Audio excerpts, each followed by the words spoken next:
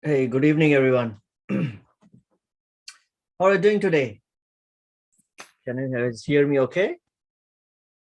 All right, I see some familiar names already. Thank you for joining in. Thanks, Zifty. Thanks, Sachin. Vivek, thanks. Hey, Sam. But I'm opening too many accounts just to buy these cryptos that I can't buy. So, yeah, you need to understand in terms of where and what you want to buy. Because Well, not all exchanges will offer all types of cryptos. So each one of them have their own listing requirements. Some of the exchanges will probably list everything, but some and won't. then the So the people who bought it, I'm gonna ask them on Saturday, Sunday, but I think they had to buy. You stick it in a wallet after that, right? no, there are different ways. If you just buy it, you can leave it on exchange. But if you don't want to leave it on exchange, and then you can move it on to your own software wallet because maybe you want to trade it, maybe you want to exchange it to something else on a decentralized exchange, then you have to move it on to your wallet and then do the exchange. But if you just want to buy and hold, you can leave it on exchange. There's no, I mean, of course, you run the risk of what if exchange gets hacked, but other than that, you could leave it on exchange. There's a counterparty risk of it being on exchange. But most of the retail investors, that's what they do. They leave it on exchange. But if it becomes much bigger in size, that could give you sleepless nights. That time we can take an action of, taking custody of our own coins. And that point of a time, you can think of moving on to your own wallet, software or hardware. All right. Uh, let's get started. I think we have some quorum. So thank you everyone for joining in today. It feels good to be back. We didn't have a meeting last week because of a festival. I was off and I really missed not meeting you all, on Thursday to talk about cryptos. So if you're joining here for the first time, welcome to this meetup. I just started this meetup some time ago, just to initiate some discussions around what's happening in this crypto world. So we do meet as a retail investors. We talk about stocks and the general economy on during Saturdays, but then we realized that crypto economy is actually creeping into stock discussions, and it is becoming bigger than what we initially thought. So whether you know it or not, each one of us, if you are anyway interested in market, is actually already holding crypto in our portfolio, even though it's a very small portion of it. Because Tesla has got Bitcoin on its balance sheet, and Tesla is a big part of S&P 500. S&P 500 ETF or any version of S&P 500 ETF is part of every retirement plan. So knowingly or unknowingly, small portions of crypto has started to creep into our financial lives. So we thought maybe we should get together and try to understand this economy as a retail investors, and how do we take, how do we be prepared for it. So that's the basis of this meetup. I do bring up some topics based on what I saw in this week in this particular world, but it's open for discussions. It's more of a want to have more discussions and trying to, because this is so new. No one knows exactly what's happening in here, especially folks like me who are not from this industry. So if you're working in crypto industry, I can understand you will be always up to speed on what's happening. But if you're not, we hardly have barely some time to catch up after our regular jobs or our family commitments. So the idea is let's build up a community. Let's learn from each other. That's the basic point. So I'm glad you joining here. Hopefully you'll find something useful in this, and I'll enrich myself based on discussion points that you bring forth. So any comments, anything else you want to talk about? Otherwise, today I thought maybe we'll do our regular funds flow review of a funds flow report, and then proceed with some of the news that I saw. And lastly, I wanted to spend some time on this is a project that we have never reviewed, Decentraland. So I thought I'll spend some time on that. But I'm open for any other suggestions you want to talk about, anything else, or if you have any other questions, let's have that discussion. Okay. All right, so before we dive in, we should take a couple of moments in honor of those who have served. Today is a Veterans Day, and if any one of you is a veteran, thank you for all your service. It's because of people like our veterans that we feel safe in this country, and I'm indebted to them. So take a moment, say thanks to all those veterans you know, your family or your friends, or if you're not, I think we are very happy that we have our veterans that protect us, and we can live peacefully here. So thank you for your service to all the veterans. So let's start our discussion with the funds flow report. If it's the first time you're joining, the funds flow report from CoinShares basically focuses on what the so-called smart money is doing, right? Institutional flow of money, where that money is going, what projects they are putting money in, what projects they're taking money out. So gives an idea of where the so-called smart money, because nowadays I don't even know what's the new definition of smart money. The so-called smart money has been lagging behind the new young kids who are buying options in the stock market. So I don't know who is smarter now, but the whole idea is this report talks about the institutional funds and where those funds are moving. So we'll review that. I see a question from Zifty. Good evening, very good evening, Zifty, to you as well. I heard AMC will be accepting crypto in future, but what kind? BTC is not feasible, so stable coins. I had heard that AMC might be willing to accept even Dogecoin, but I don't think anything has been finalized yet. AMC CEO has been very, I would say, retail. He's been very successful in engaging the type of shareholders that currently are holding AMC, and to engage those category of shareholders, he has to come up with all this stuff. So I had earlier heard someone saying it could be Dogecoin, but I don't think AMC has confirmed exactly what crypto it would be. Okay, now company may say, and AMC is not an example, but not the only example, but there are many companies who might come and say, we will accept crypto for our goods and services. But bigger question as a user that we have to think is, how many people in US will actually be buying these goods and services using crypto? Unless the tax laws change, I have a hard time in understanding that apart from a stable coin, any other coin could be accepted as a form of payment. It's a big tax headache for us in US if we buy and sell crypto for any of the regular day-to-day transactions. So company may announce that they will accept crypto, but I have my doubts on who's gonna pay using Bitcoin, because then you have to keep track of that transaction.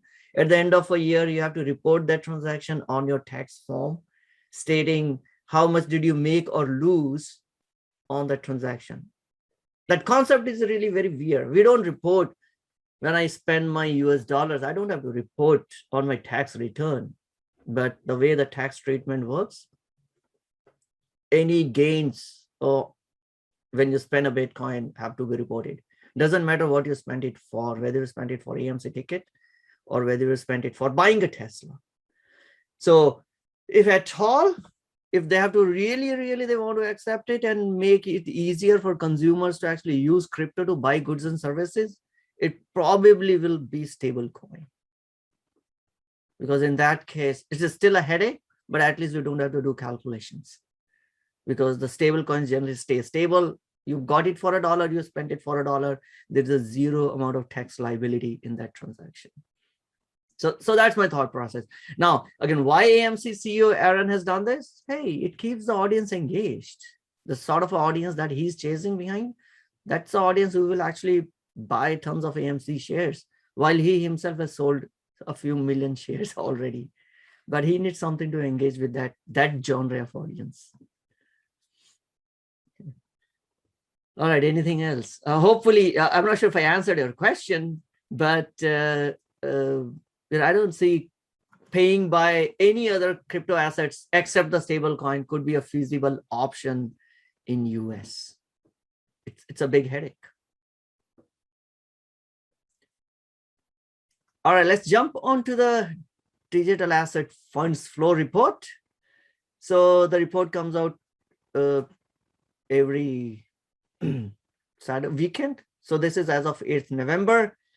Overall inflows of 8.9 billion year to date, which is already smashed last year record of 6.7 billion. The reasons are pretty clear. There's a lot of institutional investor interest, especially after the Bitcoin ETF was launched, Bitcoin Future ETF was launched.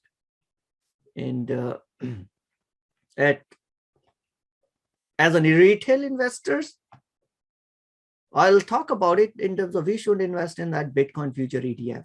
But institutions, those whose charter don't allow them to do anything else, probably they will have no other option, but they'll pile money into the Bitcoin Futures ETF. And that is one reason why we saw a lot of inflows in last, I would say, 8 weeks. This last week, overall 174 million, which is a 12th consecutive week of inflows into digital asset. Right? Bitcoin influence in the 8-week bull run is now total over close to $3 billion. And year to date, it is 6.4 billion. So almost equal to the overall institutional funds as of what happened in 2020. Almost same amount of money has just gone just into Bitcoin.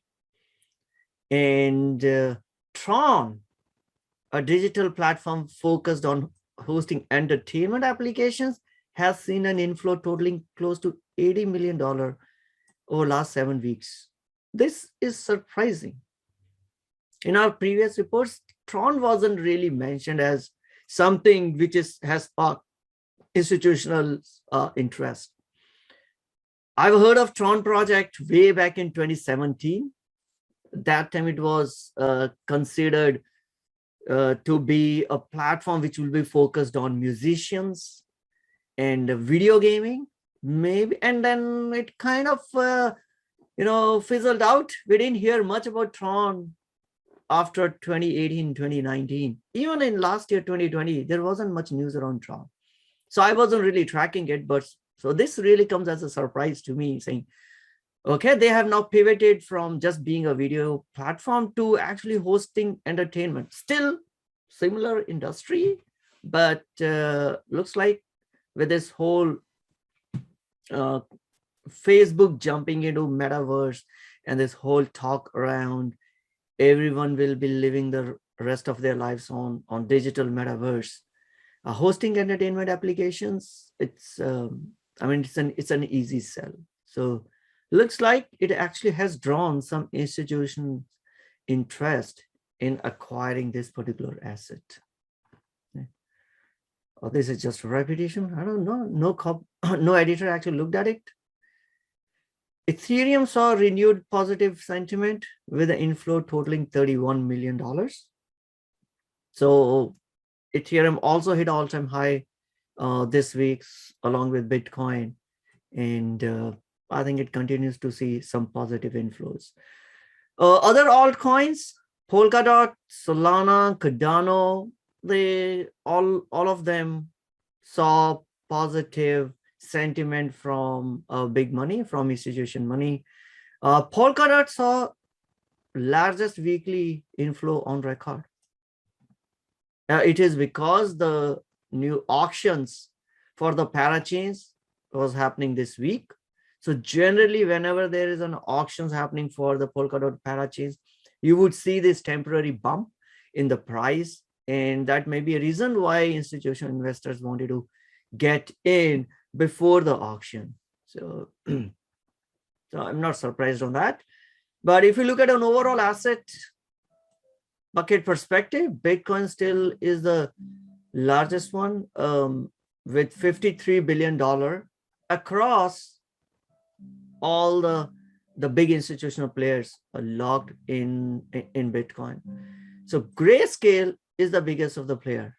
So overall, Grayscale has got multiple trust funds.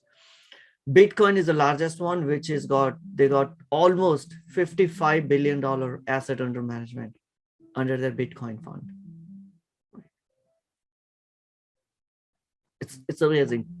And people think that these crypto assets are only for, won't last longer here. It's only retail investors fad, but there's a $55 billion logged in under just Grayscale. I'm not even talking about a lot of other companies like MicroStrategy has got bunch of Bitcoins on their balance sheet. That's the highest one. Ethereum is the next one. So clearly, Ethereum and the Bitcoin, they continue to invite a lot of institutional interest. Even though in past few months, new projects like Solana, Polkadot, Cardano have also evoked interest from institutional investors. But by and large, these two are the biggest one. So out of close to $80 billion asset under management, I would say 63 billion or 64 billion is under just Bitcoin and Ethereum. These two are still huge on the balance sheets of, not on the balance sheet, but these two are huge under these investment management companies. Yeah. So I think that's around the fund flow. So surprise for me is Tron. So all others, we are aware of it. We've been talking about it. Some of us hold it already, but Tron came as a surprise to me. Like, where this suddenly jumped up, what is happening? So maybe next time it's a time to maybe look at Tron and see what's happening in Tron. Why it has suddenly generated some interest from institutional investors. A question from Samuel. Can you talk about how cryptos use up so much energy? So there are, and not all cryptos use energy. It depends on what's your consensus mechanism for that particular crypto. And one notorious crypto asset around which get beaten up because of its energy consumption is Bitcoin.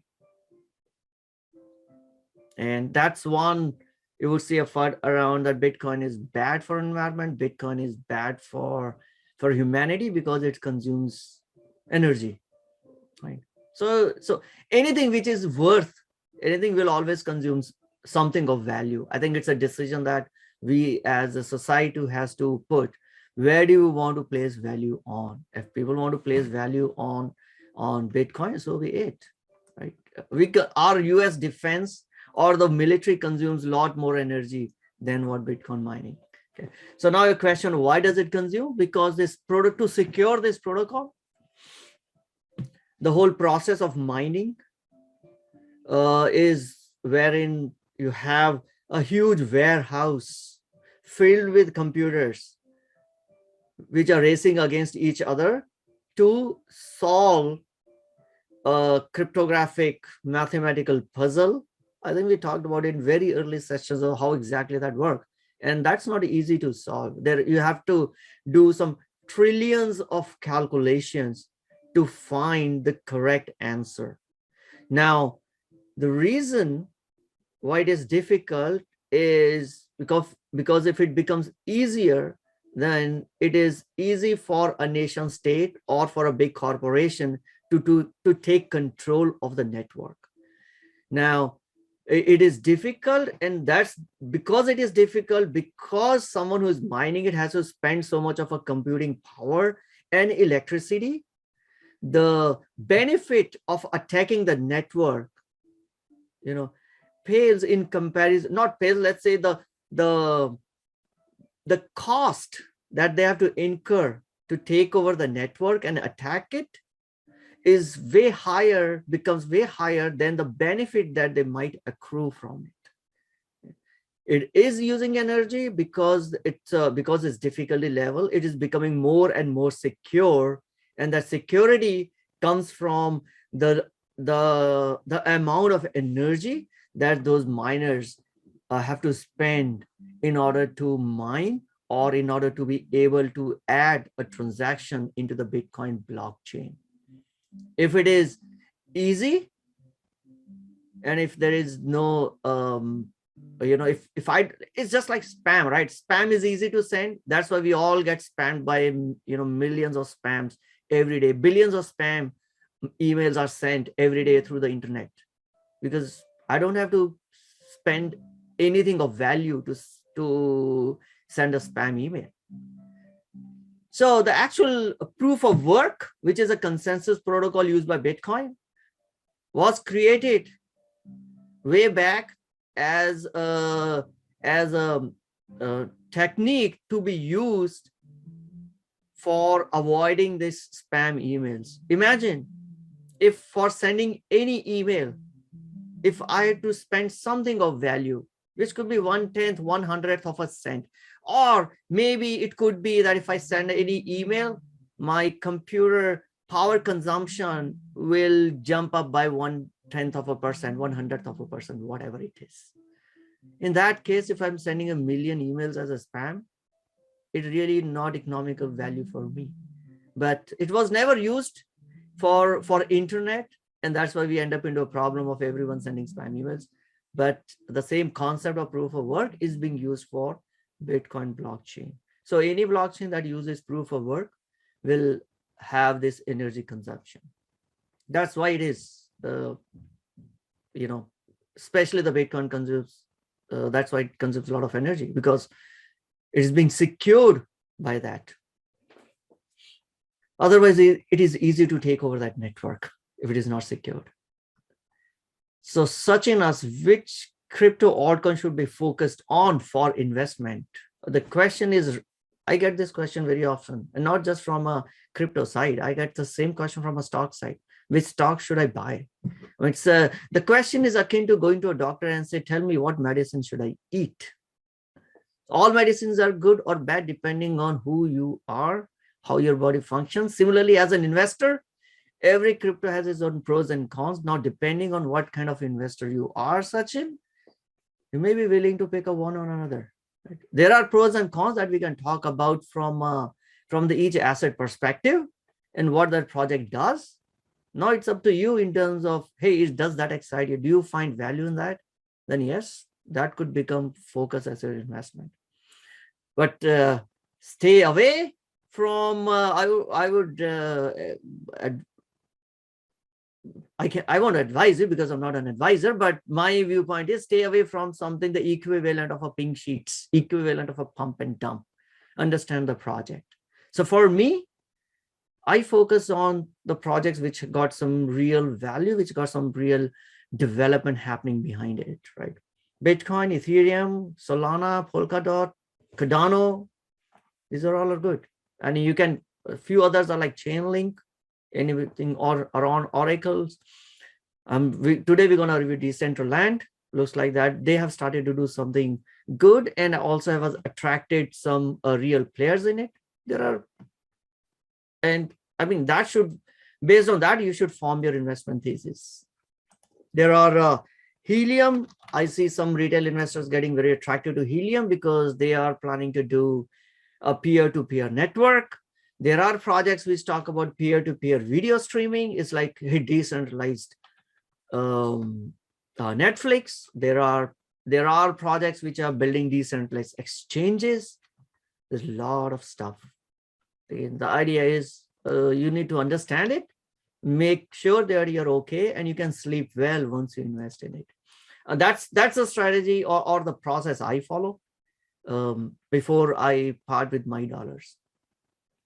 Do you want to gamble something and throw in 1,000 or $500 on some projects which is a meme project and is being talked about on Twitter, on YouTube?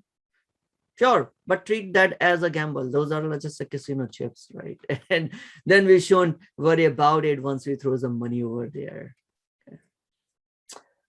But today we're gonna look at a Decentraland. So maybe I'll show you how, on what basis do I evaluate? What are the things that I look at when I'm looking at a particular project? Ramesh says, I've started investing in crypto now. Fidelity offered GBTC, coin, ETHE, free of cost. Yep. So those are, so GBTC is a trust fund from a Grayscale. So they hold Bitcoin. There's nothing called a physical Bitcoin. So I can't even say they hold physical, like gold. You can hold physical commodity and build an ETF GLD. But GBTC hold a spot Bitcoin, and then basically they have a trust, and they offer a units for their trust. It's just like a mutual fund.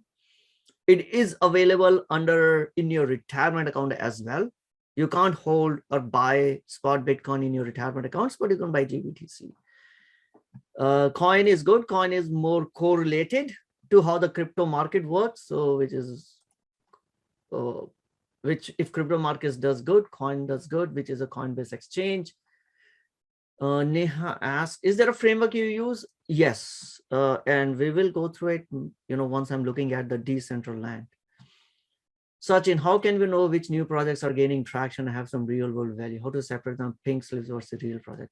Yeah, there is no legit source. Again, you have to be active in this in terms of, you got to spend some time on it, man. Spend some time. That's what I do, once I'm at least close my books for the office work. All my evening goes in studying. Look at some YouTubes, get information from there, Twitter, follow the projects. Sometimes go to their websites, look at their white paper and see what they're doing. Find out how big is their community. Are there any institutional investors, like for example, things like these? So Tron, I had kind of given up for dead a few years ago. Now I'm gonna go back and see what's evoking this interest in Tron. Something must be happening.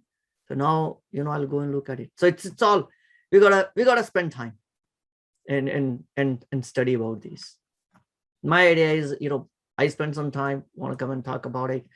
You can come and talk about some of the coins that you might have spent some time on. And the main idea is become comfortable, build your conviction, because this is a very volatile asset overall, not just the pink slip equivalent, but even if you look at the bigger ones, Bitcoin, Ethereum, 20-30% drop, 50% drop happens.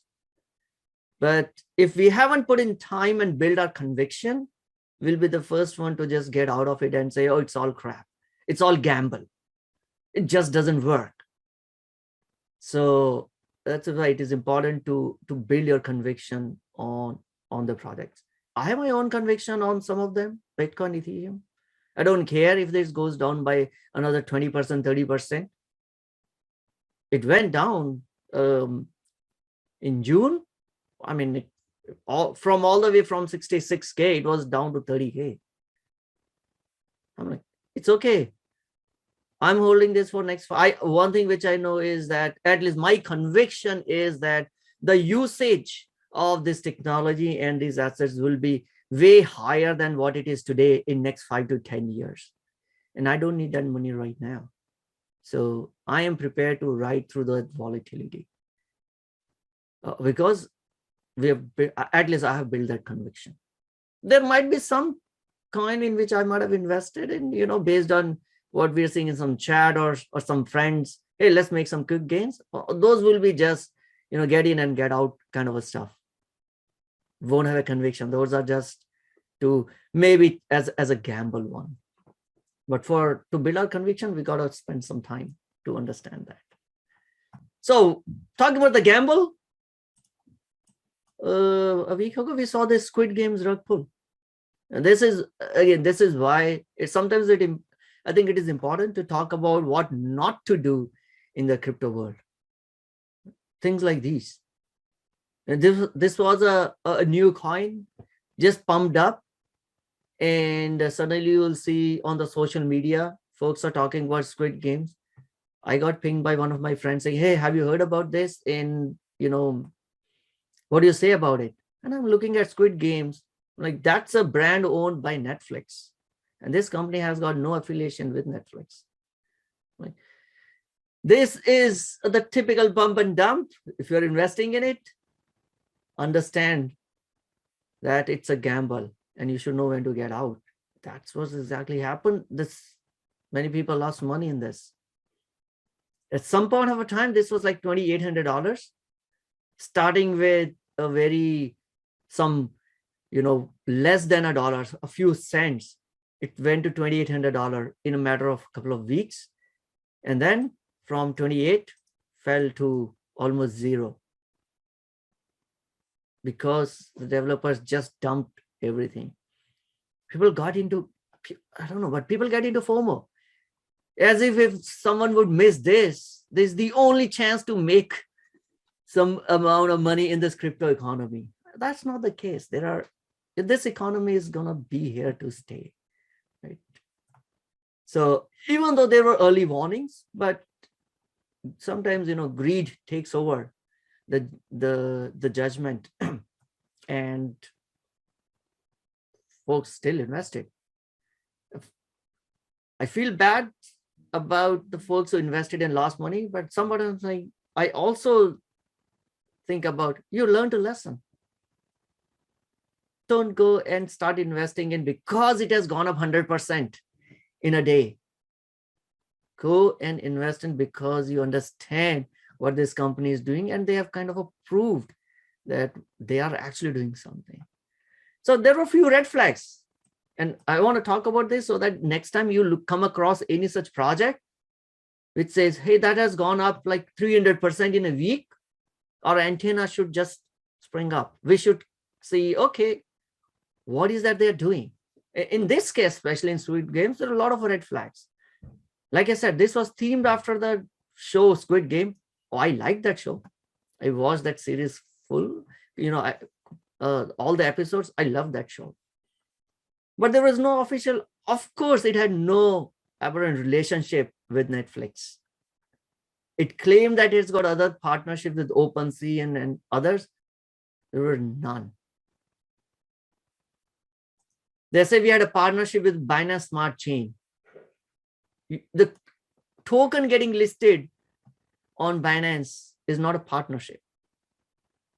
So that's a one big red flag, is that they're just cashing in on the name and on the popularity of the Squid Game. So one thing is clear red flag if something new coin is being brought into the market, which is based on something that's been very recently huge popular. Be careful. If it is not coming from the company that owns it. If Netflix would have created a Squid Game token, or if Disney comes and creates a Marvel token, or whatever, based on any of the Marvel characters, I will be interested in it. Big red flag. Second red flag, and this was very clearly mentioned. If you go to the coin market cap and search for this Squid Game, they actually, I think it was coin market cap or coin gecko, it displays very prominently saying we received a report that users are not able to sell it. People would still invest in. I don't know why. I mean, how bad that greed could be. So there were concerns that they were not able to sell it. Those who bought it, they were not able to sell it. And the crap excuse that the developers gave were, oh, we have an anti-dumping technology. Right? And people got sucked into it. Now, if you're not able to sell this in the market, and we have pumped it enough that everyone is now trying to look for the next token that will make them 100x.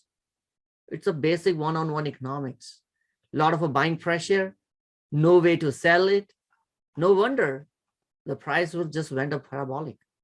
And once the price went up real high, the developers just dumped everything, sold everything, because that was being hosted by a developer's wallet, which was not restricted from selling.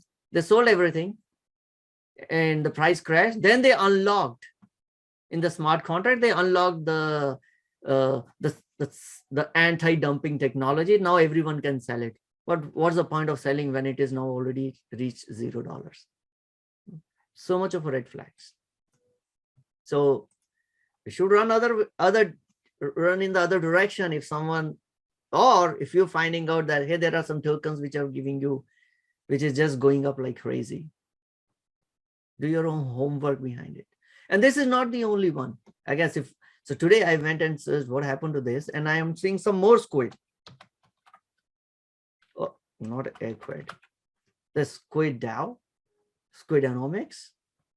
It costs nothing for us to create this, right? You can copy any code. Most of the code is open source. Probably you'll find a YouTube video on how to copy a code and create your own coin. So that's why there are what, more than 10,649 coins in circulation. And many of these exchanges, they don't have a time to go and figure out which are real project, which are not. Caveat emptor. Buyer beware. You should be aware of what you are getting into. So these are, I would say, an equivalent of, pink slips, boiler room, go back 30 years, boiler room pump and dump schemes. And it's not the first time. This is not the only one, but it's a recent example. So I thought maybe we'll discuss if you are getting interested in this economy. There are great projects. There are Amazons, there are Netflixes, there are Googles of internet. Plus, there will be pets.com, web vans of internet as well. The onus is on us to understand what is behind these tokens. What else we saw this week? We also had, we saw huge swings in Bitcoin. It went all-time high, above 69K, because on the inflation news that came in yesterday. Inflation is what, 6.2% now. That means our money sitting in the bank is losing 1% every 2 months. Right? We got a wage hike of 2%. And in fact, we actually lost 4% in a year. So I think this is probably maybe the first time in the Bitcoin history that it actually served up as it generated interest as an inflation hedge. That the moment the inflation report was out and hit, the Bitcoin was like, it just hit up, went, 69K. I had no idea. I think when the report came out, I was in a meeting for my office, and I only got to it in afternoon and realized, wow, we hit an all-time high. But then again, by the evening, it was down 5%. So that's a volatility that we have to deal with if we are dealing with this particular asset class. And I don't recall any other day in recent history when we had two news on the same day. One caused it to go hit new all-time high. Another one crashed it another 5%. So inflation was the news, which had it, make it new all-time high. It crashed it because on the news of Evergrande default, which actually they didn't default. So probably it was a premature, I would say, a bad reporting on whatever the news agency that put out a news saying it has defaulted.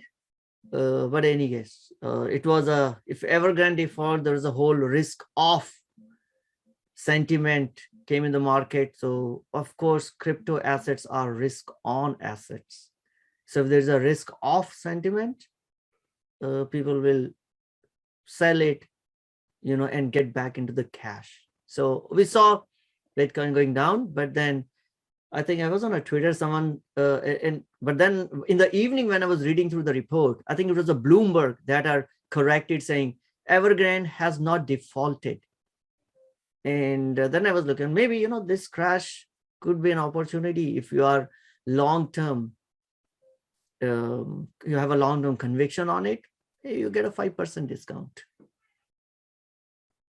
Yeah, so we saw it both all-time high and another crash on 5% on the same day. Now, my opinion, I think we still have the story has yet to play out. There's a lot more riding behind at least the Bitcoin and Ethereum projects. So, well, wait and hold. That's what, as an investor, at least I'm doing. I see a couple of comments from Zifty. There's a video circulating showing this guy losing all his investment on Squid right his live stream. Oh, in live stream. Oh, that's going to be real bad. And a second ago, you're just pumping on and saying, dreaming about whatever millions you made. And suddenly the next second, your I wouldn't say investment, your gamble trade has just gone to zero. Yeah, so maybe I'll watch it later. So anyone can list any self-made coins? Yes, you can search on YouTube in terms of what are the steps that you have to take through. But now the question is, getting listed on exchanges is little difficult. And that is why some exchanges do a okay job.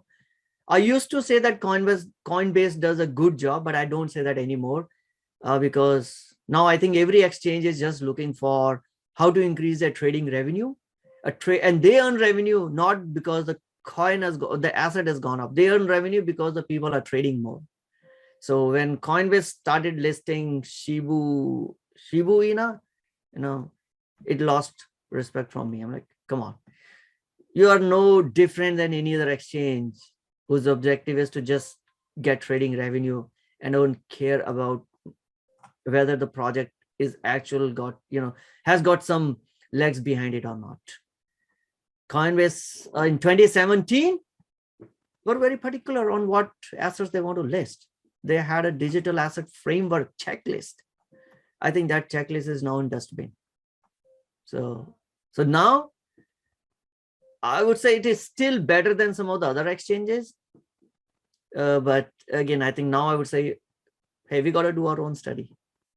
Learn from others, because now I can't even depend on exchanges and understand that, hey, if the exchange has listed this, it's a reputable exchange. So the project might be a very legitimate project. After Coinbase listed Shibu Ina, I don't know what to say about them.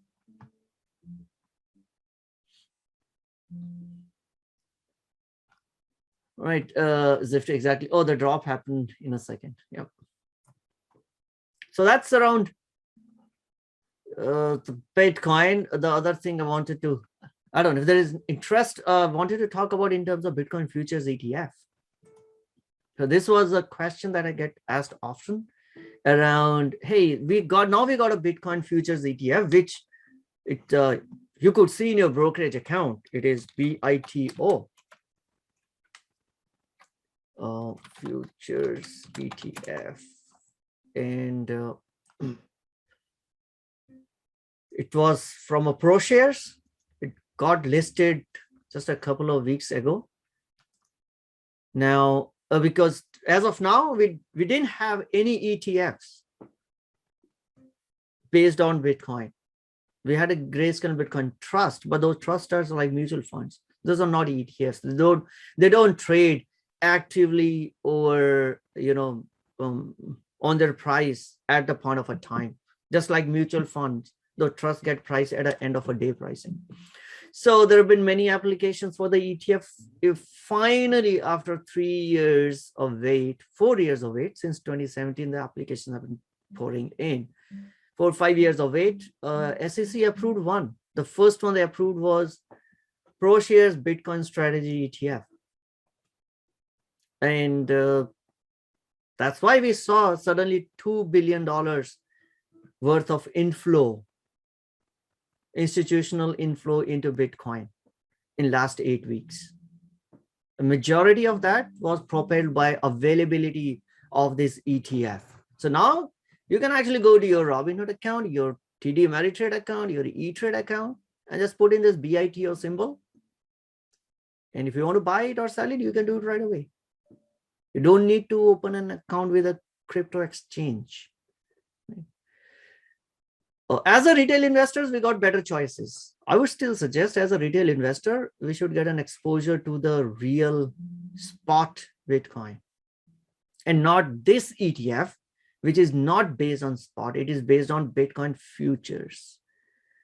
So let's talk about why, as a retail investor, this doesn't make sense for us. But you might see, we saw close to $2 billion funds getting into this. So in fact, it broke 30-year-old record of highest trading volume in 2 days. Close to $1 billion worth of this ETF was traded in 2 days. The previous record was held by GLD, which is a gold-based ETF on the physical gold, and that came in 1980s, wherever. Right? But it took 3 days for them to cross $1 billion, and this ETF did it in 2 days. So if institutions are buying in, why not retail investors? We thought institutions are smart. They're smart money. So if they are buying it, why not us? So here's one reason. Institutions are buying it because they don't have any other choice. Institutions like, let's say, pension funds, they're not allowed to get exposure to spot Bitcoin.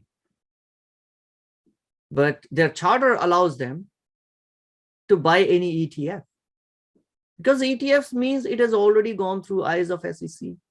It has already gone through regulators. It has already have an established market, means it cannot be manipulated. There is a price discovery mechanisms. There is a way you can buy and sell. So all blah, blah, blah, all good things around ETFs, which every institution investor is already comfortable in doing it for decades. This is just another ETF. They don't have to take any additional extra permissions from their compliance offices, from their security offices, or if it's an endowment fund, from their investors, if they want to invest in ETF. So even though it is a substandard instrument, but this is the only option for pension funds, for endowment funds. So let them do it. We have a retail investor. We are not answerable to anyone except to ourselves. And there is nothing stopping us from investing into an instrument which could be better than this. So we should stay away from it. Number one, some of the risks are, one is a counterparty risk.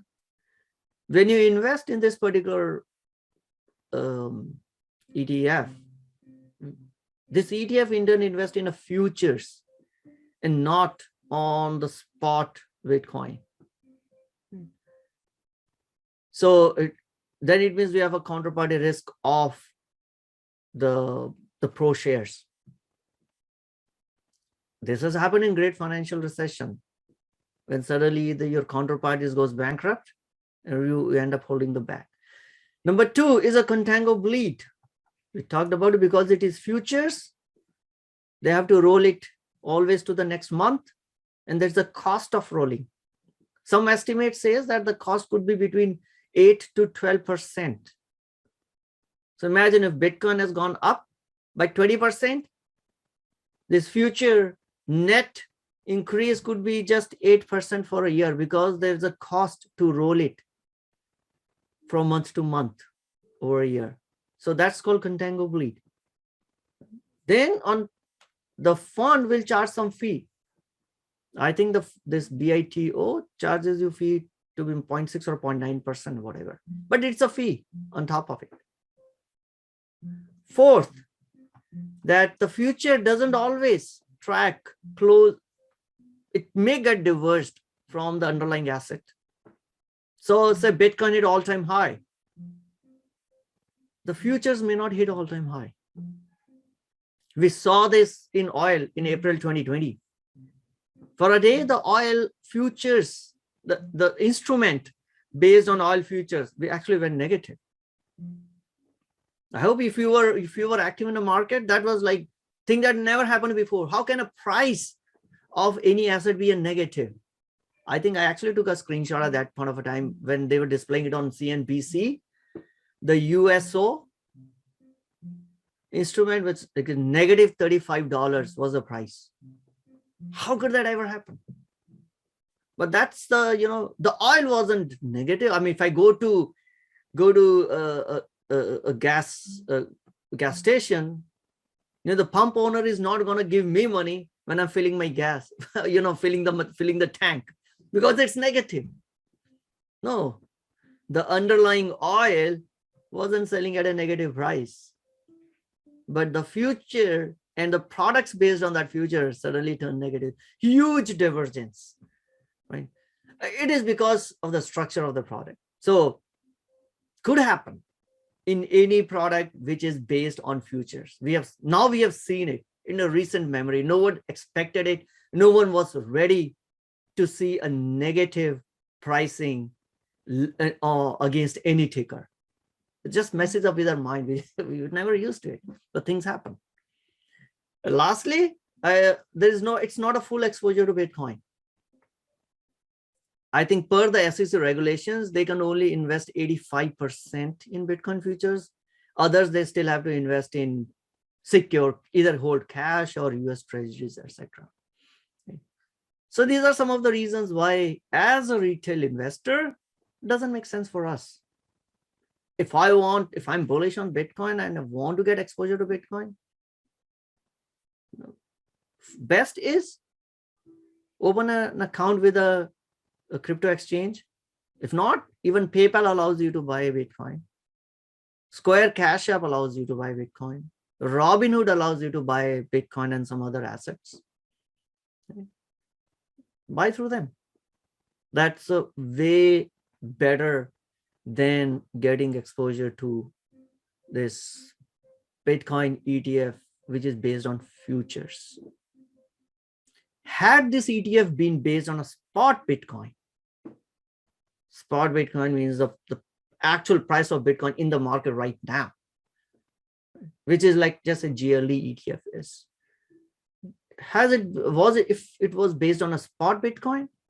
Yeah, then I'm okay. Then I'll do it because I don't have to open an account with another one in another exchange, and I can get a similar exposure to Bitcoin as if I'm holding a spot Bitcoin.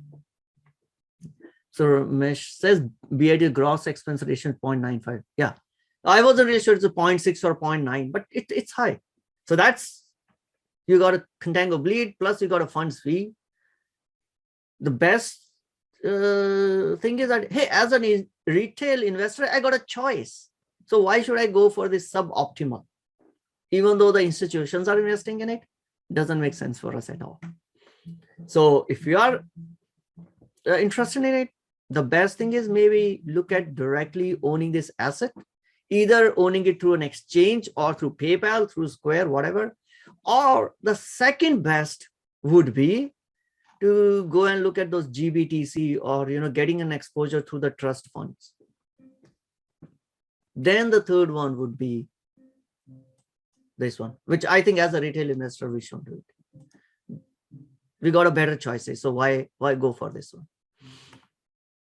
So I hope this at least answers one of the questions that I get asked often, because now the futures, the ETF is out, and unfortunately, many of the retail investors don't read between the lines of it's an ETF. What is it based on? Right? All it says is Bitcoin strategy ETF. If you really look at it, the heading would just say Bitcoin strategy ETF. You have to read through all the way to understand, okay, provide capital appreciation through managed exposure to Bitcoin future contracts. How many people actually go and get deep into it? So I get questions on that is, how about this ETF, which is a new ETF? Should we buy or not? My answer is no, no, no. But if it is a spot Bitcoin ETF, for which the decision time is now, November 14th is a deadline to watch. I'm not at all hopeful, but this is a deadline for a spot Bitcoin ETF application that SEC either has to approve or they have to reject. They no longer, they can't kick the can down the time cycle anymore. They have delayed their decisions enough number of times. Good thing is that there's a limit to that time, of that SEC has before they have to eventually give a decision. And the time for the first, at least the VanEck Bitcoin ETF, which is based on spot Bitcoin, the time is November 14th. It's a decision time. And no one is expecting that SEC will approve it. There's hardly any chance. So I think the market is already prepared that SEC will not approve it. SEC has given us enough hints already saying that they are reluctant to expand crypto offering, particularly a spot Bitcoin ETF. They are waiting for Congress to take some actions before SEC approves a spot Bitcoin ETF. But whenever that happens, I think industry may be thinking that probably maybe 2022 now. Whenever it happens, that would be really good for the overall Bitcoin ecosystem. Go back and look into the history. What happened to gold when the GLD ETF got approved? It was very bullish for Bitcoin. Now imagine, it becomes so easy for the millions of retail investors now to get an exposure to spot Bitcoin ETF, to Bitcoin. Means if I go and buy, say this gets approved, whenever it does, right? If a spot Bitcoin ETF gets approved, if I buy a unit of ETF, the issuer of that ETF will have to buy a Bitcoin. Right? Today on the futures one, they don't have to do anything. So if you buy a Bitcoin futures unit, no one has to go and buy a Bitcoin on any exchange. But if it's a spot-based Bitcoin ETF comes in, retail investors, if they go buy an ETF, the ETF issuer will have to buy a Bitcoin from the market. And you can understand then how much demand it actually could generate on the Bitcoin. So industry has been waiting with bated breath for almost 4 years. At least this year, we got a baby step to get a futures ETF approved. We still got a long way to go before the spot Bitcoin ETF gets approved. And I'm waiting for that moment. That's what I'll hold it. That moment will come when our regulators will become, will be able to understand the space. We will have all the framework. We will all have all the checks and balances in place that regulators become comfortable in approving a spot-based Bitcoin ETF. That's a time when I would probably, after that, I might look to part with some of the holdings. But that's a big event which is still pending, yet to happen, which has got huge tailwinds. Why not only retail investors? All the pension money, all the institution money, family office money, pretty easy. You can just invest in ETF. Any thoughts on ETF side? Anyone else have been tracking any ETFs?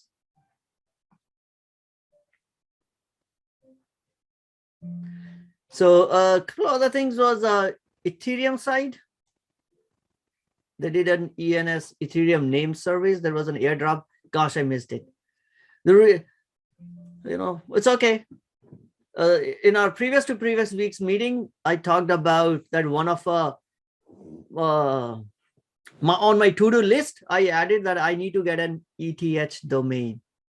Right now we have .com domains, but there is an Ethereum name service, which is equivalent to DNS domain name service. So we got an Ethereum name service in which you can actually get an Ethereum address, which would then get translated to whatever the wallet you hold, right? If I were to, if someone has to send an Ethereum to me, I have to give them whatever the 6432 long digits, confusing set of characters and alphanumeric characters to them. And they have to copy and paste it, and they make a mistake, whoosh, the funds have gone to a wrong address, right? Irretrievable. So the easy thing is, hey, if I could just tell them, hey, send it to vivek.eth, easy peasy. Equivalent of having a website name rather than telling everyone by an IP address. So that's the Ethereum name service. I wanted to do work for myself. I didn't do it because we're busy in festival. And there we go. The decentralized organization who is behind this, they decided to do an airdrop of ENS token to everyone who had an ENS domain, who bought an ENS domain name. I'm like, gosh, I missed it. But anyway, there will be more than other opportunities. But this is something which is on my to-do list anyway. Might be, I don't know what. So Pari Manoj asks, is it worth to get an ETH address? I think if if this becomes a settlement layer of the world, then I would want to have one. It's like asking, should I get a .com in early 1990s? Probably didn't seem worth to buy a domain at that point of a time. Why would I need it? Let companies buy it. How many web businesses will be there anyway? Only very few would be there. I mean, that would have been a thought process in early 90s or late 1980s. It was very late by the time we realized that, domains with my name has already been taken. So if Ethereum becomes a settlement layer of the world and becomes also the backbone of the decentralized finance, might be worth to just have your own address on ENS. And I don't think it costs you arms and legs. Of course, I think some gas fee, but yeah, I would want to take it because I want to stay engaged in this one, in this economy, and I have a conviction that it's going to go big. And we also saw Tim Cook finally revealed. So now we are in a company of Tim Cook. So he finally revealed that he also has his personal investments in cryptocurrency. Of course, he was quick to clarify that it is his own personal view and has no way reflect what Apple as a company gonna do. So, but it's good to be in a company of Tim Cook. So there have been many speculations around, will Apple allow crypto as a payment mechanism? Again, this has got more of a symbolic meaning than actually someone buying using crypto, especially in US. I think other countries, people could still buy Apple goods, or if Apple allows crypto, or any other companies that allow buying goods or services through using crypto. In other countries, they may be able to, because the tax laws are different from ours. They may not consider these crypto assets as a property. They may consider it as a currency. In that case, transacting doesn't involve, transacting or buying or selling means we don't have to do any extra paperwork for tax preparations. but it will be a good symbolic move. I mean, it was largely symbolic when Elon Musk came and told, oh, Tesla will accept Bitcoin, and Bitcoin community and the Bitcoin market suddenly was on fire. As if everyone will be jumping and selling their, whoever wants to buy Tesla car and hold Bitcoin will actually sell the Bitcoin. I don't think they had any transaction. Anyone would have bought it. It's a hassle. The next one before we get into the Decentraland is we also saw Ethereum had its first deflationary week, which is quite contrast to what we are seeing on the USD side, which is like inflation is hitting now 30-year high. And on Ethereum side, we saw first deflationary week. So those who have been involved regularly in this community have been keeping tabs on the first deflationary block. No, sorry, the first deflationary transaction, then the first deflationary block, first deflationary day, and now we got the first deflationary week. Deflationary week means the amount of Ethereums, as the name suggests, deflation means you reduce the supply rather than increasing the supply. So the way Ethereum gets generated is like any other crypto assets. When the miner does their job, in the case of Ethereum, when miners basically adds the Ethereum transactions into a block and put it in the Ethereum blockchain, they get rewarded by generation of new Ethereum. But that means it increases the supply of Ethereum in the ecosystem. So Ethereum community had implemented EIP 1559. A while ago, we talked about it. We were tracking the progress of it, in which, among other things, there was a concept to burn Ethereum, which had gone as a miner for a miner rewards. So they will only get the rewards for adding the Ethereum transaction to the blockchain. So net, we knew that the Ethereum will start to, the Ethereum burning will start to happen. But looks like we recently got our first week when the amount of Ethereum that was burnt, means the amount of Ethereum that has been taken out of supply, was more than the amount of Ethereum generated. Net, the supply has actually come down. The amount of Ethereum available in the ecosystem has actually come down. And that's from economics perspective, if the demand stays the same, because there are more projects happening on Ethereum, because there are NFTs that are being created using Ethereum, because there are Coinbase who is about to start its NFT marketplace based on out of Ethereum. And if we get more and more DeFi coming on Ethereum, that means there'll be more demand for ETH tokens. And here, we'll actually reduce the supply. So rest is just math. What happens if the supply is going down and the demand has gone up? So that is why I think it's a I would say historic moment. Now, whether every week will be like that, who knows? Probably not. But it was the first week when we actually had a deflationary week. In that week, there were more Ethereum that was burnt than actually got created. So the overall supply of available Ethereums came down. Contrast this with what our government is doing. Well, we got some 8 or 6 trillion new dollars floating around in our economy. That's why inflation is where it is. So let's where we had I think this is a website where we can actually see what's how many Ethereums have been burnt.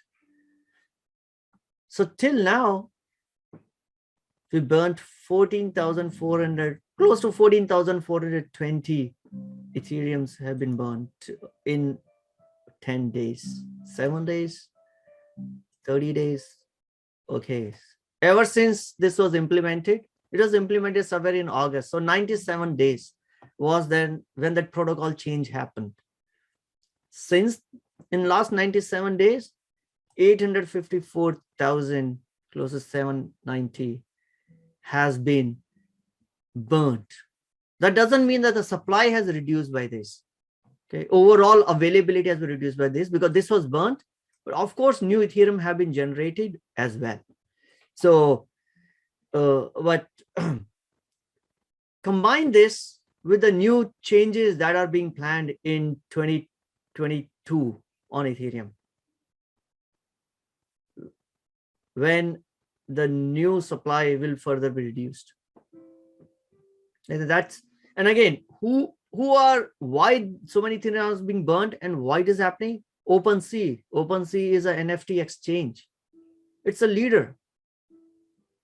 And last few months, that's what we've been seeing. So much of an explosion in NFT, interest in NFT, interest in DEX. Uniswap is a decentralized exchange. Anytime, so the idea is anytime you do an Ethereum transaction, there will be a fee paid to the there'll be a fee paid to the miner.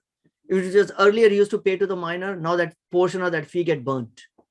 So every Ethereum transaction, some fee get burnt, some Ethereum get generated. So depending on for that week, what happened?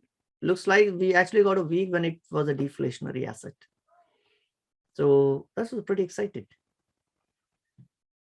Zifty, how can one tell such and such has been burned? I thought it's a long chain concatenated with old blocks. Yeah, so when you say burn, means the Ethereum has been sent to an address which doesn't exist, or I mean, for which no one has a private key. So there are different mechanisms of burn. So you could actually see how much is a overall ETH available. Now what worries me is I am seeing more and more projects now talking about let's implement some burn mechanism, because now they're seeing that getting this burn has given a short-term pump to ETH price. And now everyone's looking at, hey, maybe we figure out how do we burn or implemented burn mechanism in our protocol. Right? Now imagine the case. If you're burning, so they were burning, those rewards were going to miners. Right? Now the miners are receiving less rewards. But miners know that this protocol is here to stay and it's going to grow. So they are still interested in doing business with them. Now, there may be another protocol who wants to just burn it to get a temporary jump in the price because, hey, it's become fashionable. If you burn it, it happened with Ethereum, or it could happen with us as well. And someone say, let's implement burn mechanism. Understand, before you invest in those tokens, because it's about implement burn mechanism, understand why would miners still be in those, why would miner be secure in that blockchain if they're going to get less and less reward? That's where you need to understand and get into the details of how that blockchain is being secured. Why would they do it? Right? Rather than just going behind the news and say, oh, they're implementing burning mechanism. Of course, maybe, the token might jump on that news, but eventually does it means that the security of the blockchain is being compromised. If that is being compromised, then eventually we are just gambling our money out. Right? So, because now I'm seeing that few other chains have started talking about implementing burn mechanism. Or how one can see what has been burnt. So if you go to the Ether scan, you can see in that transaction, pull up any transaction, it actually should show you what has been burnt, what portion of that transaction has been burnt. It should show up in the Ether scan for that transaction. All right, so that was some stuff around what caught my eye and what did I see. Now maybe spend another 10-15 minutes in talking about a project, Decentraland. And again, there's been a lot of talks around metaverse, with Facebook bringing this onto radar of every investor, because they changed the name to Meta, and Facebook has been talking about metaverse. So we suddenly saw a lot of interest in this particular project, which is called Decentraland. Let me sip some water and then we'll talk about Decentraland. Meanwhile, anyone actually have already studied and maybe have used this Decentraland?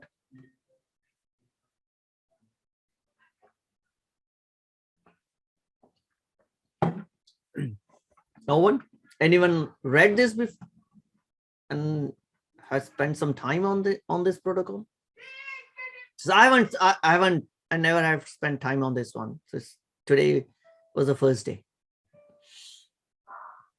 All right, so let's understand what is Decentraland. So it's a combination, looks like decentralized plus land. Decentralized is a new buzzword. Everything gonna be decentralized. This whole crypto economy is based on the promise of decentralized. So now we are decentralizing a lot of other stuff. Why not decentralize the land? So this particular project is, let's go to their website. It will be easy to understand it. So that's a website. Welcome to Decentraland. Create, explore, and trade in first ever virtual world owned by its users. So again, this seems to me that this is a place where you can actually own a piece of virtual land. And this is a world created by the users of this land, right? Of this world. Now let's see, get started. Oh, okay, I don't want to do this as a wallet. Let's go as a guest. We're downloading latest version of Decentraland. To me, it looks like a video game. Similar experience. I'm not a gamer, but let's see what this does. So eventually I'll land up into an area. I'm on a virtual world wherein there are pieces of land which are available. Now I'm on a plaza, which is where I can go and meet other people and talk to others. So basically this is a virtual land. Okay, let me just so much of a music. Or to turn that off. In any case.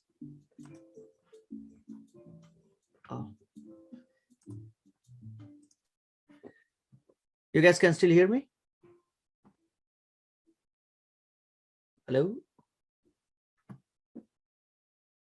Okay, cool. So yeah, so this is a virtual land. This is the virtual world in which now as a user, I may be able to own something. So let's pull up our thesis on Decentraland. So someone asked me what's the framework. I kind of try to build a similar framework what I have for stock reviews. So just before the meeting, I was just trying to add some notes here. This is not done. I'd rather have a little more detailed one, but whatever I could do in 15 minutes while I was trying to understand what this company does. So this was founded in 2015 by two founders, Ari and Esteban, but it is developed by a for-profit company. Obviously, coding all these things is not easy. It takes years to build a virtual world. So it's a company called the Metaverse, which is actually doing the whole, providing the engineering talent to build this website. It's based out of China, but incorporated Cayman Islands, doesn't matter. Now, as we've seen in almost all the projects, the coordination or working out with other third-party integrators or working with governments, most of them are done by nonprofits. I was surprised to see that this development is coordinated by nonprofit based out of California. Most of the others, they're all based in Switzerland. I don't know, maybe it's an easy to incorporate a nonprofit in Switzerland, or maybe, if you do something bad, it's easy to escape if you are incorporated in Switzerland. But like Ethereum Foundation is incorporated in Switzerland. Cardano is incorporated in Switzerland. I think when Bitcoin as well incorporated in Switzerland. But I was surprised to see that the non-profit organization behind this is actually incorporated in California.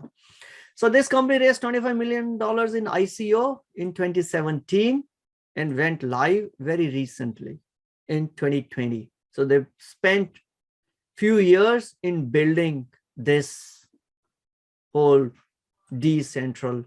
Okay. Now, this is a little, it's a yellow flag for me because they raise money in ICO. And there are more than one projects that raised money in 2017 through an ICO, raised money through US investors, and now SEC had sued them. So there is a little risk that if SEC could come back and say that, hey, you raised money and that your tokens are actually considered as a security and you didn't register with us, suddenly you would see that all exchanges staying away from digital assets behind this company. So if you own anything, you may not be able to sell it because exchanges have delisted it. Right now, that's what's happening with XRP, the Ripple token. It is in a lawsuit with SEC. In 2017, when XRP came into the market, hell, CNBC actually invited the XRP's CEO, Brad Garlinghouse, and they were actually demonstrating how to buy XRP. CNBC is a perfect marketing tool. That is why you shouldn't take investment advice from CNBC. They were actually teaching they spent a segment on showing how to buy XRP. So it was all, XRP was a rage at that point of time. And come later a few years, SEC sued them. Now, if you hold XRP, it is not available. You cannot sell it on Coinbase because no one wants to go and fight with SEC. So now they are waiting for the resolution of this lawsuit. And, if you hold XRP, you just have to wait. Or if you hold it on an unregulated exchange, that's a different matter. But that's got its own risk. So, well, if I'm going through this, okay, I need to double click on this and see what kind of a risk could this pose. Have SEC already told them that they are not a security? Or is it still an area where you could have a risk on it? Now you're going through this, right? How do you evaluate a project? We go to the facts and then see what does those facts mean in the real world. Because it's an ICO, if it is not already approved, there is a risk. It may not happen, it may not materialize, but it's good to be aware that there could be a risk on it. Because a lot of companies raised money in ICO in 2017. They're now in hot water right now. So what is it? It's the first ever virtual world owned by its users. So I just jumped into that virtual world. I'm in this plaza. I know there are other users, 2A6 SPGX, and maybe I can move around in this. Oh no, I don't want F to skip tutorial. Where is F? Okay, so I can move around in this plaza maybe and see who else is there. Just like a game, but it is a little more than game. So they got 90,000 parcels of land. So for example, I'm in Genesis Plaza, but this is not the only one. What was the key? I forgot there were some. Okay, press U. Oh yeah, okay.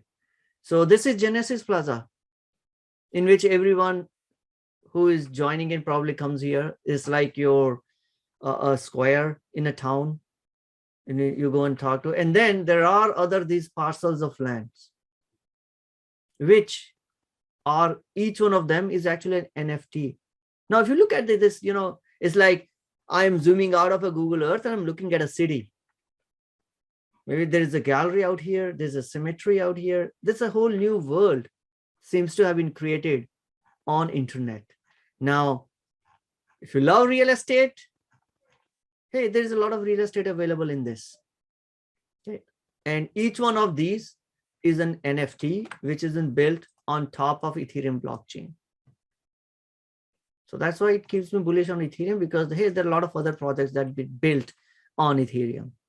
So there are 90,000 parcels of land in which you can buy. And there are different types of parcels. There are individual parcels. Then there are estates, means maybe some parcels have been combined together to form a state, just like we have in a real world. There are theme-based parcels. And then there are plazas like the one where I landed into the moment I joined, which can't be owned because maybe if I got into some other parcel which is owned by someone else, maybe I have to pay rent. Now you see this whole virtual world of the virtual economy being created.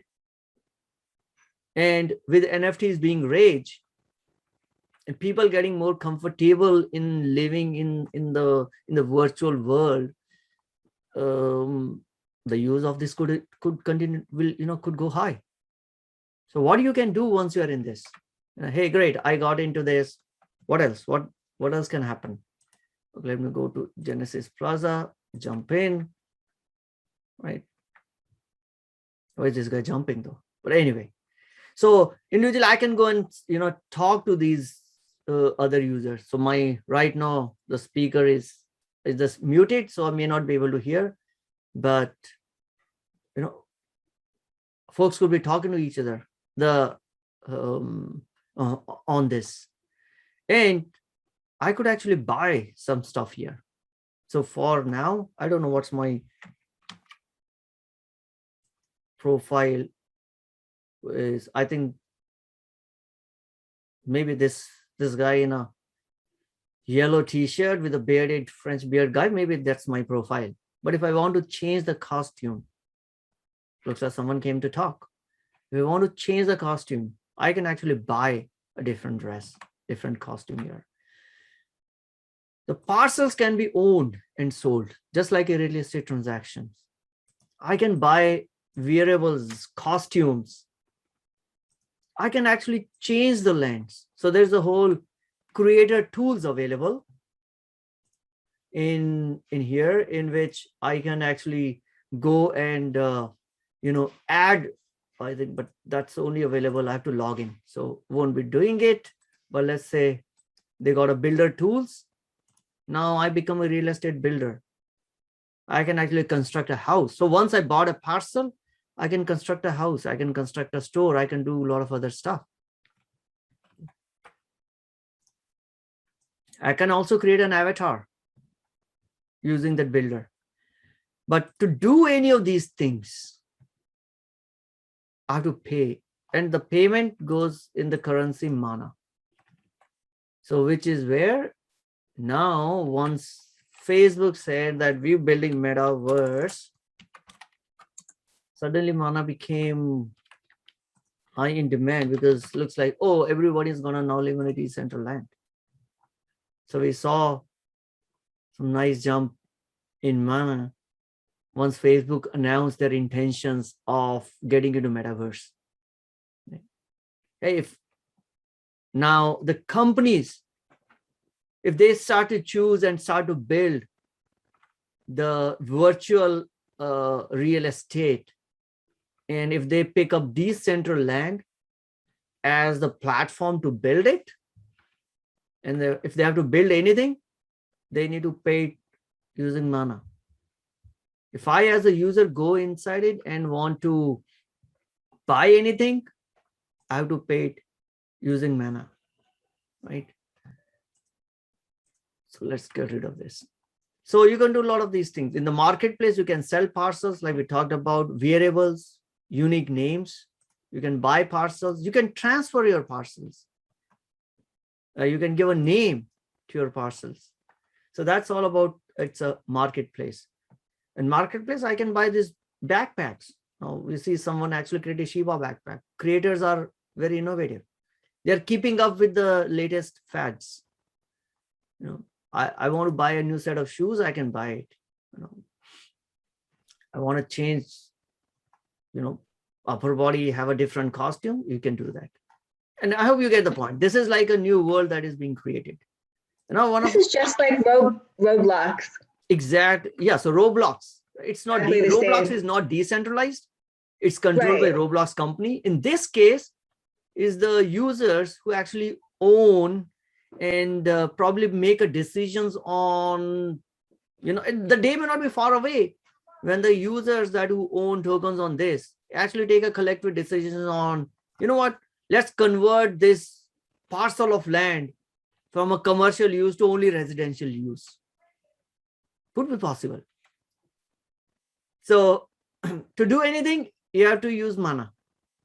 So it means if these use cases really become popular, that would be my thesis behind investing in this particular token. Now I have to be convinced that yes, this use case is really something that people would be interested in doing. Right? Not only you can use this to buy the stuff, like I was just talking about, you could actually get a governance rights towards this particular project. And recently they actually, I think it's a month or 2 months ago, they kind of made more improvements to become more decentralized, and whoever hold this mana will have more say in terms of where this project is going. Okay. So right now, if you hold mana, you can vote on approval of nodes or the servers that actually host, this decentralized application. So now this application is not hosted on one particular server. It is hosted on multiple, I would say, entities of servers. Now, which ones should host it, that decision can now be decentralized and can be taken up by the users who hold this token. So those are I was just looking at the chart. Can you pull the chart up? The stock, not the stock chart, the mana chart. It looks like it actually just broke out. So if you look at, it's almost like a bullish flag on the 30-day, and then it looks like it broke out. Yeah, this broke out on when Facebook started announcing that we're gonna be metaverse company, right? And again, like right there, yeah. Again, I'm not even looking at what's happening in next week or a month, right? So if you're looking at in terms of to get some quick exposure because you want to stay for some time, and then you can check your technical analysis to see whether it's cup or handle, whether where it's on the Bollinger Band, or I don't know what others charts you're comfortable with. But right now it's breaking out, could come down if it turns out to be too much of a hype right now. Still, it will be many years before people get comfortable with it. So that's why I started exploring in terms of what the heck this company does, and how long, how quick will this become a reality that we may want to engage in more and more. So I read about this catalyst nodes, in which looks like this whole system, this whole software is run on the servers that hold, all called catalyst nodes. And as a user, you can decide which nodes, who should be able to participate. So an alarm bell rang in my ear looks like not everyone can actually spin up a node and participate in powering this ecosystem. It has to be, it has to be a specialized equipment. And again, that means I need to double click on it to understand what does these catalyst nodes mean. Does it pose a risk that there are only handful of parties available in the world who actually have set up this system? In that case, it's actually not really decentralized at their server level. So there could be a risk. It's a centralization risk is there. Again, you read, this is how once you start reading the projects, you start thinking and try to read between the lines to see, is there a risk over there or not? There may not be any, I don't know. But right now, when I read that mana holders can vote and approve for catalyst nodes, means who will be hosting this? I want to check. What does that mean? Is that really centralized, or maybe it's immaterial, completely immaterial? Like today, I don't know where Uniswap is hosted. They claim themselves to be a decentralized exchange, but if it is hosted on AWS and Andy Jassy doesn't like Uniswap, what if he shuts down Uniswap? We got one single point of failure. It's good to be aware. This risk may not materialize, but good to be aware of that. Okay, but recently they also did a couple of improvements in their protocol. In October, because of the Ethereum fee going, everyone has been complaining about Ethereum fee. So, and they're looking at a scaling solutions. So the Decentraland protocol also integrated with Polygon.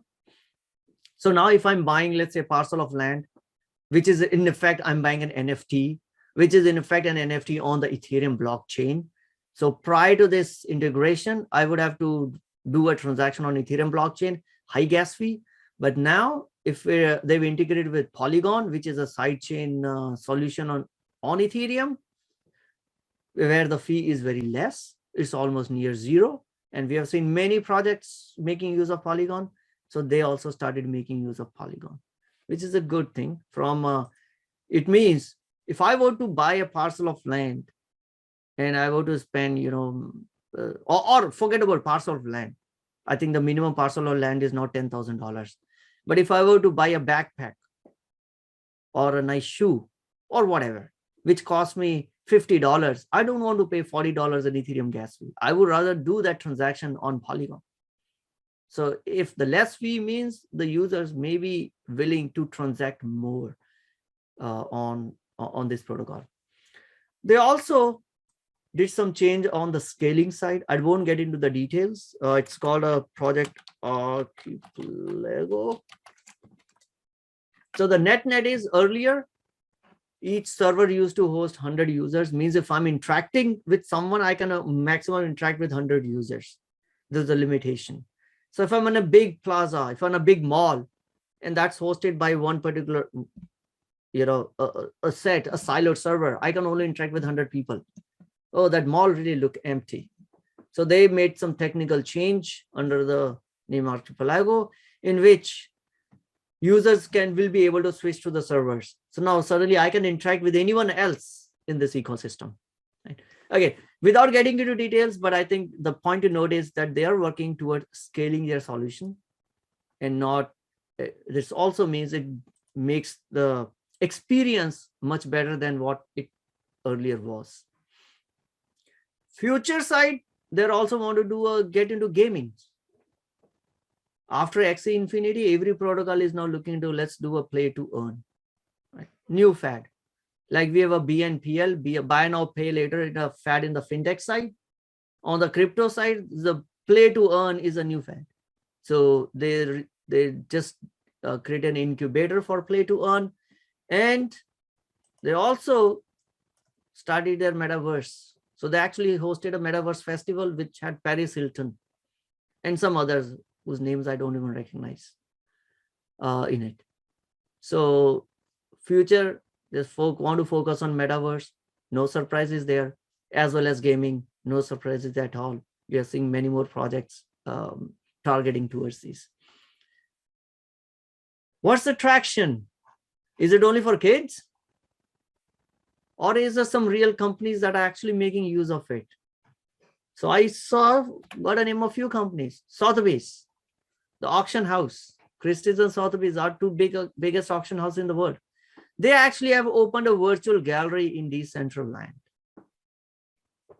No wonder why we are seeing Gucci's and Versace's actually creating NFTs of their luxury bags or luxury purses.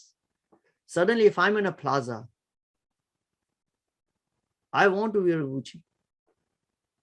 I want to have, let's say, Rado or Rolex on my wrist. Then I'll have to buy it, and that's what's attracting, let's say, Sotheby's and some other brand companies to actually create an NFTs. Now, whether they'll create an NFT on Decentraland yet to be seen. But at least we saw Sotheby's actually opened a virtual gallery in Decentraland. A couple of others, Boson Protocol paid $700K to buy a plot to create a virtual mall. So there is some companies that are investing in it, thinking that maybe this would become a decentralized metaverse. No one wants to be in a Facebook controlled metaverse. But if metaverse is what's going to be the reality, could Decentraland be winner? Some companies seem to think that yes. Not just the companies, but we saw that Grayscale, which has got a lot of trust, also has a trust for a Decentraland, a crypto asset. Grayscale has got trust for all 15, 16 crypto assets. Bitcoin is the largest one. We saw it earlier. Ethereum is the second largest, but they also got a trust which allow institutional investors to take exposure to Mana cryptocurrency, and the investment or the asset under management in that trust has doubled in past few months. So it means some fund from institutional investors, they're thinking that maybe this could become a metaverse which other folks would want to use it. Yeah, and right now there's a whole NFT mania going on, and the parcel price is high. But I think this is now, at this point of time, I think this brought some real work is happening. There are some companies that are actually think that there is a value in it. So I'm not the only one. We looked at what's the protocol, how it operates, who's controlling that protocol. Now they move to the DAO. It means it's not they are moving to more decentralized ones. So I like that. There may not be we may not get that rug pull, which was done by the Squid developers. They're focused towards scaling it and reducing the fee, which is good. Now I think this is a project which interests me. Now, only thing is we have to see how much of this metaverse story is going to play out. Number two, if this is going to be the only player in the metaverse. But at this point of a time, to me, it looks like this has got some real legs behind it. They are building something which is right now in vogue. Folks are talking about metaverse. And I think it's worth exploring this particular project. Now, this is very different from doing an analysis on looking at the chart and say, hey, this coin has doubled or become 3 times. Let's put money behind it. Which is what sucking a lot of people on the FOMO. And we end up into getting Squid projects or whatever. So I would, if I had known about the Squid, I would want to do the similar kind of analysis on the Squid to see what they're building. Do they have a relation? Do they have a copyright name to the Squid? And there's lies the big red flag. So that's my first encounter with Decentraland. So I thought I started taking some notes. Probably will go deeper. But at this point of time, yeah, maybe I can start with some small position on it and see how the metaverse story plays out and put this project on radar to see what other developments happen in this particular project. So guys, someone asked me, what's the framework? This is how I go about it. This is no different from how I also look at a particular stock. Who are the competition? What's the business problem they're trying to solve? What's the team? What's the traction? What's the usage? Same here. This is from an investing process. I don't think there is anything different. Same mindset is what we're using here.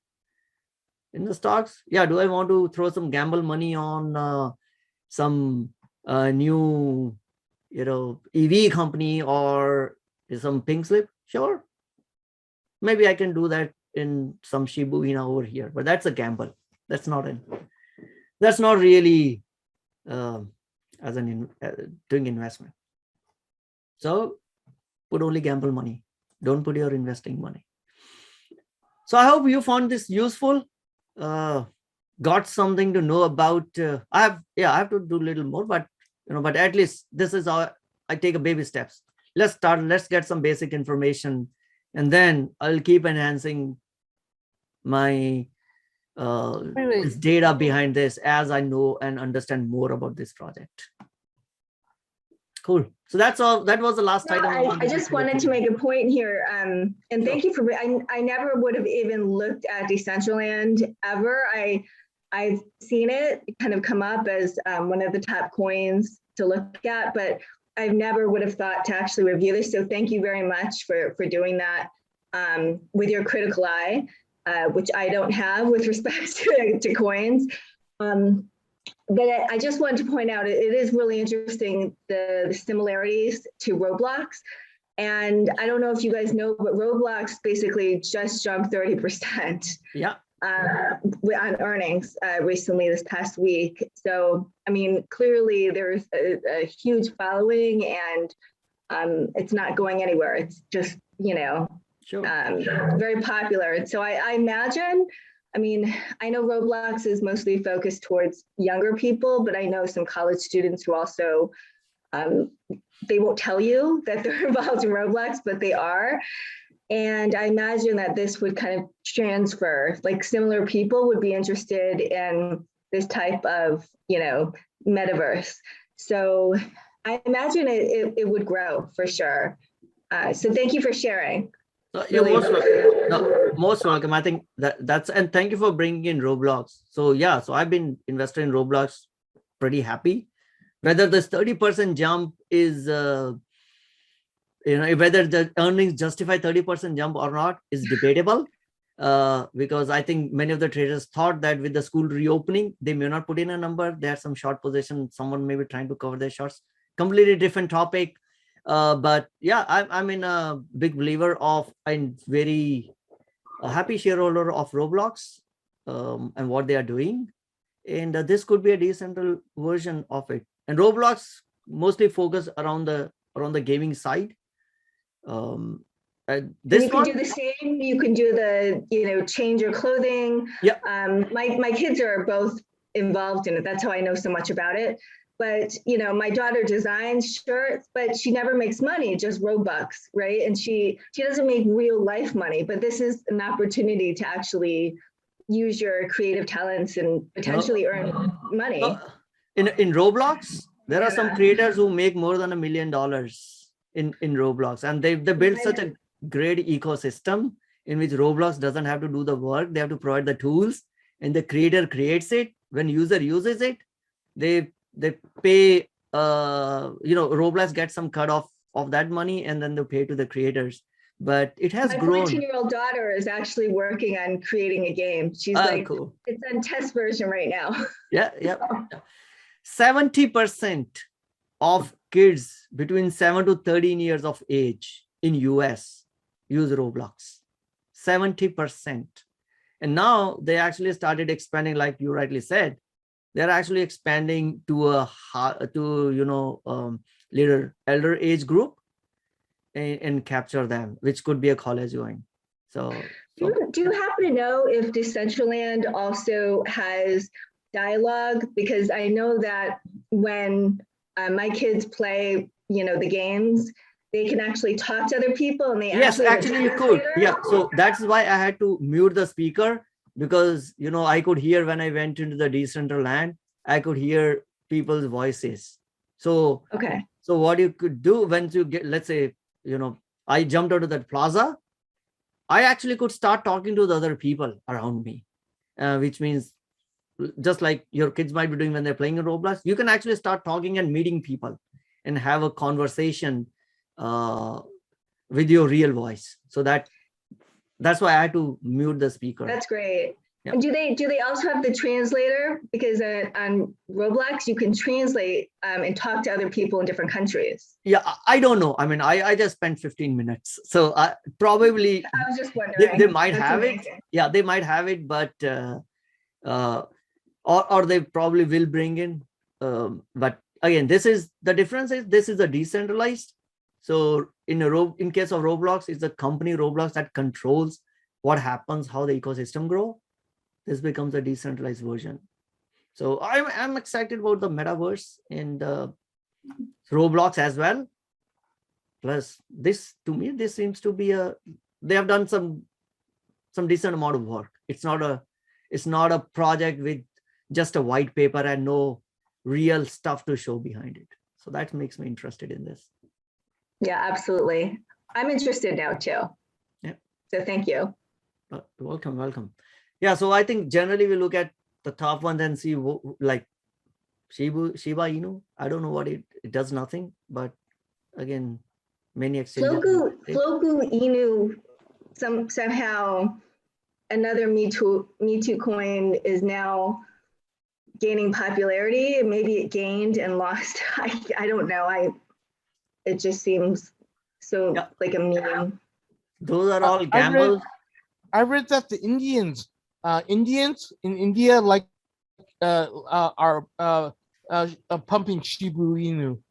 It was the last week when there was a festival. Week. Yeah, last week was a festival week in which actually, as a part of a culture, the Indian folks go and shop, right? I remember when I was growing up, my parents, they would buy any small material, right? My mother would ask my dad to buy a piece of jewelry for her because it's an auspicious time to buy it. So that tradition has been carried over. I don't think my generation buys anything. I would rather buy a stock than buying anything, which my wife keeps telling me, why don't you buy some, gold ring for? I'm like, who holds physical gold? Now let's get a GLD. Anyway, so last week was an auspicious week and Indians bought more Shiba Inu and Doge coins than they transacted on Bitcoin because everyone was like, maybe we'll hit a lottery. It was an auspicious week. So people were trying to hit lottery. So, Vin. You're on mute, Sam. Sam, you're mute. Sorry. So that's what Kai did yesterday. He analyzed one of the crypto coins, and then he bought $2,000 worth. Yeah, that's fine. I mean, you can put in whatever. Yeah, so that's a good way to pump a coin. I just sent you a tweet that it went down today. Yeah, I mean, see, the whole idea is I want to study it and then before buy it. I don't want to pump in and say, hey, I already let me. But there are many just chat rooms wherein you would see someone buying it and pumping it. No, if it's a great product, it's good. Kai did analyze it. Okay, great. $2,000 is not a lot of money. Yeah, it depends on the portfolio size, right? So was this another crypto group? Oh, yeah. Twitter. No, this is another crypto group on Wednesdays. Yeah. I'm not gonna pump anybody for out of consideration for Vivek, but I think Vivek knows who I'm talking about. Yeah, I know who you're talking about because I was connected through that group on the option side, but I kind of became a little disenchanted with the option side of house. So I don't know about on the crypto, if he does crypto or not. But yeah, I mean, study again. The whole idea is put your thought process behind it. You like it, then you take an investment position in it. So what about helium? I know helium's been mentioned before, and I finally got my miners today. Congratulations. My helium hotspots. It took me 6 months, but I set the one up at home, and it was relayed. Meaning I have to figure out, there's some firewall issues and a lot of people are having these issues. So I'm only getting a quarter of what I should be getting because it's not transmitting to the other people in my community. So I'm making only 1/4 and I'm not even sure how to fix it. I mean, I've tried everything online to try to fix it. Yeah, so you are not able to become, you're supposed to check on the others and you also become someone who you get checked by others if you're providing a network service. I can't communicate, so I you have can't no communicate witnesses. with others. Okay. Yeah, this is the issue. So I'm getting crypto, but it's just a small amount. It's basically 1 helium every 4 days. Yeah. So the amount of rewards for the data transfer is not huge. So let me go back and see what I think. More than 65% was actually for doing these checks rather than the data transfer, if I recall correctly. So if I continue, it'll be about maybe like what was $250, $300 perhaps a month. But if I can get this fixed, this relayed, I mean, it can go way up. And then if you can get an antenna, then actually it can transmit even further. And so you can actually make more helium that way too. Okay. Yeah, so like looks like you're not getting any money from this proof of coverage because you're not able to connect to others, but you are able to get only for the relay data device. That's the only reward that you are getting. So there are 3 ways in which you can earn rewards. The third one is a consensus group, which probably, again, if you're not able to communicate, you may not be getting it. So the data transfers is only 30% of the reward actually comes through the data transfer. So which is a small amount. Which is this, yeah. Rest of the money actually is miners earn because of proof of coverage in the consensus group. Yeah. So you're in IT, right? Would you happen to know of anyone that I could hire to just fix this? Because I've gone through all the self-help YouTubes, tutorials, everything to try to fix this firewall issue, and I can't. And I don't know where to go. I've been looking online for some kind of help, whether it's virtual or whether it's like come to my house, but I don't know who to go to. So yeah, but I mean, I'm in a completely different side, nothing to do with the hardware or routers, etc. Who else? I don't know if who services. Maybe you should look for the mom and pop shops who service, if there are who service, you know, the networks, etc. There are some shops whom you can call to, let's say, set up a network router at home, or set up your LAN network at home. They may be able to help you. Do you think like Geek Squad would be able to help me? I don't know if Geek Squad takes external request or not, but if yes, then the Geek Squad should be able to help you. Okay. Yeah. I'll try. Thank you. Rossi, can you take a look at KDA? KDA is, I think it is Cadena, if I recall this correctly. Oh yes, it is. KDA is Cadena. Oh, okay.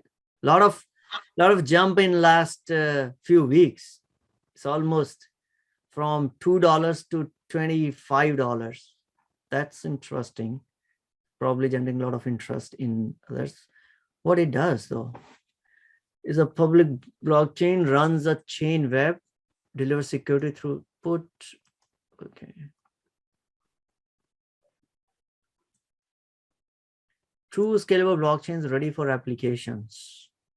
The public blockchain rated high throughput of proof of work, runs a chain web protocol that will unite public applications, private blockchains. So I've so I'll have to spend some time on Cadena, but what I think I heard about it a while ago, that the founders they got a good pedigree. This project, the founders were actually working in private companies and building blockchain projects. And then they realized that, hey, you know, there are some issues if you're trying to build solutions or blockchain-based solutions. And they couldn't find, let's say, Ethereum or some of the others who actually would address those issues. And then they moved out and started this company, Cadena. Now, it is focused on working with real-world corporations and address, help them in moving to a blockchain projects. Now, whether it is decentralized or not, yet to be seen. But looks like they are more towards helping the corporations in setting up their blockchains. It's just like a Hyperledger, right, which is a project owned by IBM. But I'll have to spend some time looking. I don't think we have a time today, but if not, maybe we'll go through this in our next session. So thanks for bringing this, Ross. I don't know, did you get interested because it has gone up 10x in last 1 week, or is it now being talked about in social media?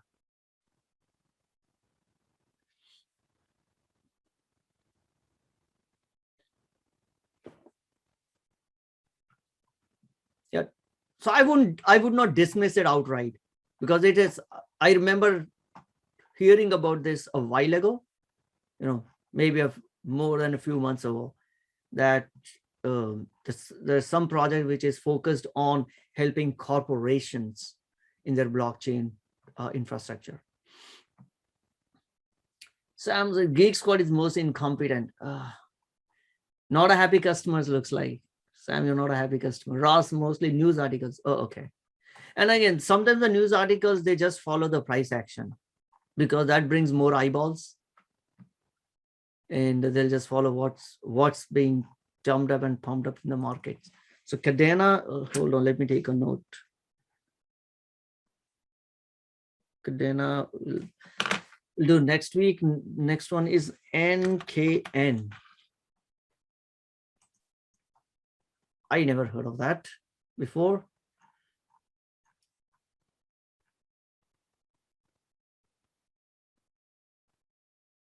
Largest blockchain for network sharing. Okay, so let's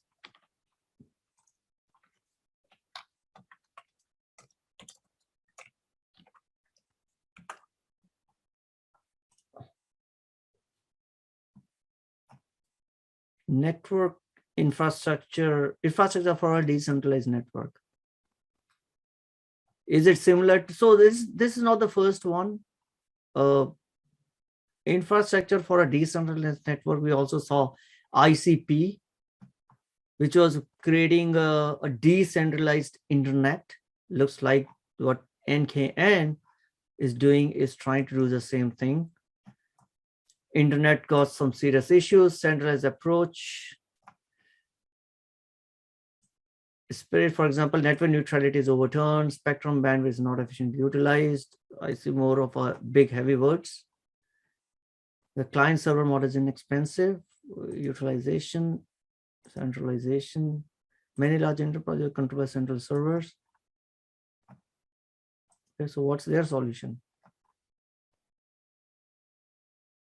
You probably already know that the internet has some deficiency problems, blah, blah, blah. Structured consensus via proof of relay. Utilization, decentralized data transmission network. A highly scalable consensus. But how do they do it? Okay, they got white paper, essay section, introduction to KN. Proof of relay transmit. It's a new kind of P2P network connectivity protocol empowered by novel public blockchain. Decentralized platform that contributes as an indispensable network infrastructure for 3.0. The better how, I still not been able to find how someone will be able to do it. Millions of nodes. How do I participate in this? How do I become a node on this?